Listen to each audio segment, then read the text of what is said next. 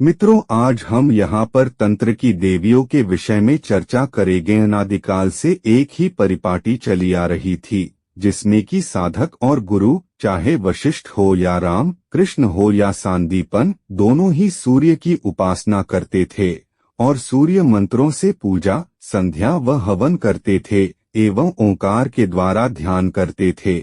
इस तरह सूर्य उदय और सूर्य संध्या से उस आदि शक्ति की उपासना पूर्ण होती थी और कार के ध्यान के द्वारा परब्रह्म की उपासना संपूर्ण होती थी।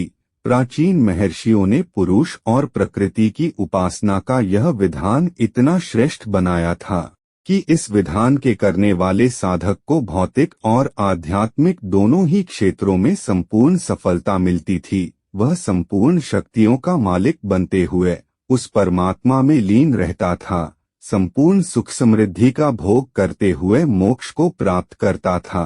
किंतु समय का पहिया गतिशील है, प्रकृति में समय समय पर बदलाव होते रहे हैं, उसी के अनुसार संसाधक की मन और बुद्धि भी बदलती है। कालांतर में सूर्य की उपासना के साथ साथ सावित्री संध्या भी की जाती थी।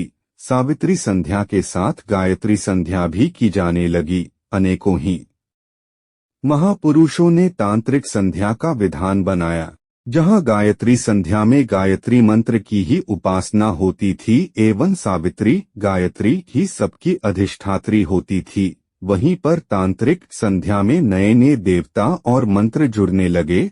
सर्वप्रथम जहां पर सावित्री को इष्ट माना जाता था, फिर गायत्री को इष्ट माना जाने लगा। वहीं पर साधकों ने बाद में अपने अलग अलग इष्ट बनाने प्रारंभ कर दिए। जो साधक शिव को अपना इष्ट मानने लगा, वह शिव मंत्र के द्वारा ही संध्या करने लगा।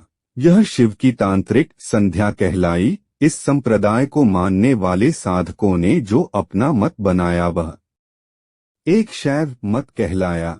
भगवान शिव के उपासकों में घंटाकर्ण नाम का एक ऐसा उपासक भी हुआ, जिसने अपने कानों में घंटे लटका लिए। अगर उसके सामने कोई भी व्यक्ति या साधक भगवान शिव के नाम के अलावा किसी भी दूसरे देव का नाम लेता था, तो वह अपने सिर को हिलाने लगता था, जिससे कि उसके कानों में बंधे हुए घंटे बजने लगते थे और किसी दूसरे देव का नाम उसे सुनाई नहीं पड़ता था। इसी तरह शैव मत के बाद दो वैष्णव मत सामने आया, जिसमें कि राम कृष्ण और विष्णु की मूर्ति रूप में सुंदर प्रतीक बनाए जाने लगे और विष्णु के मंत्रों के द्वारा ही संध्या की जाने लगी। उसके कुछ समय बाद 3-10 महाविद्या सामने आई और इन महाविद्याओं के मंत्रों के द्वारा तांत्रिक संध्या करने वाले साधक शाक्त कहलाए। यहीं से कलियुग का प्रारंभ हुआ और धीरे धीरे यह तीनों ही मत फलने फूलने लगे। जिस तरह गायत्री संध्या के बाद तांत्रिक संध्या आई, उसी तरह शक्ति मत के भी 2 मत हो गए। शक्ति मत में 10 महाविद्याओं की तांत्रिक संध्या करने वाले व्यक्ति 2 कुलों में विभाजित हो गए। एक श्रीकुल कहलाया एवं दूसरा कालीकुल। यहाँ तक दोनों कुलों की उपासना करने वाले तंत्र के साथ साथ ब्रह्म को भी मानने वाले थे।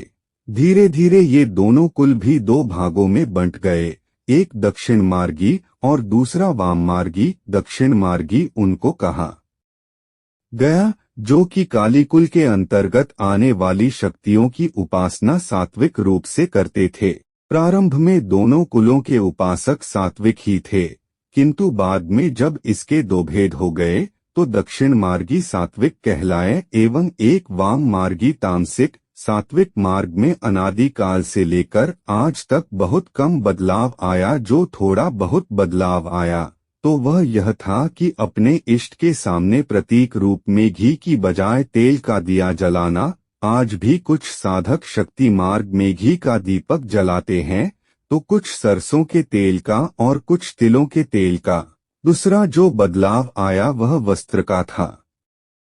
सात्विक शक्ति उपासक अपनी इच्छा के अनुसार सफेद या लाल कपड़े का इस्तेमाल करने लगे, जबकि तामसिक साधक अधिकतर काले कपड़ों का इस्तेमाल करने लगे। कोई काली को बड़ा मानता तो कोई तारा को और कोई श्रीविद्या को। अगर यह वृतांत आपको अच्छा लगा तो लाइक शेयर अवश्य करें। धन्यवाद।